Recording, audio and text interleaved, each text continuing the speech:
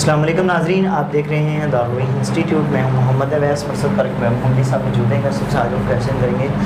السلام علیکم. وعلیکم السلام. سب ہمارے ناظرین کو بتائیں کون سے خواب ہیں اگر انسان کو آئیں تو انسان کو پتہ چلے کہ اللہ کے ولی ہونے کی علامت ہے کہ نیک بندہ ہے.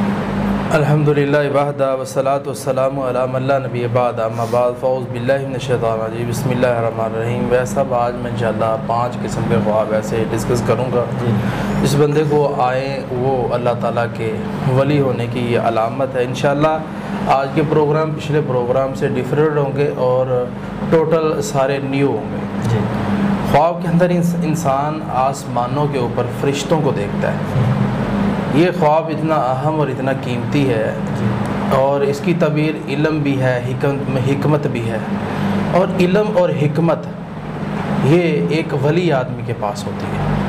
تو اللہ تبارک و تعالیٰ نے جس طرح قرآن مجید کے اندر فرمایا کہ ہم نے اپنے نبی کو علم اور حکمت عطا فرمائی، اور نبی کے بعد درجہ آتا ہے صحابی کے بعد صالحین، اولیاء کرام.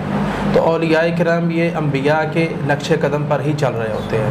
ان کو بھی ویسے خواب آ رہے ہوتے ہیں تقریباً جس طرح کے انبیاء کو آ رہے ہوتے ہیں. انبیاء کو یہ ہے کہ زیادہ اچھے خواب آتے ہیں لیکن ملتے جلتے ہوتے ہیں کیونکہ یہ ان کے علم کے وارث ہیں. اس طرح خواب کے اندر انسان آسمانوں کے دروازے کھلتے ہوئے دیکھتا ہے. تو اس کی تعبیر ہوتی ہے کہ اللہ تبارک و تعالیٰ اس کی دعا کو قبول فرمائے گا.